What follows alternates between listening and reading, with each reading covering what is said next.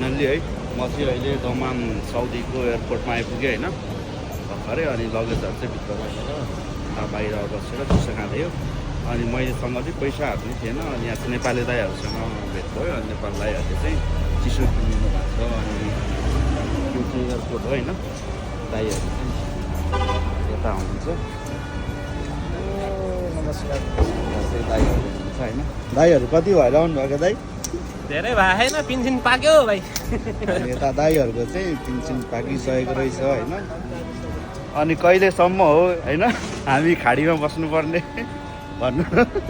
कहिलेसम्म अब हेरौँ बालिन सरकार आएको के अरे केही गर्ला कि होइन 20 वर्ष बसिसक्नु भएको रहेछ अब बालिन सरकारले चाहिँ होइन सुदन गुरुङ जे भयो भने अब नेपालमै रोजगार हुन पर्यो आउने पीडितहरूलाई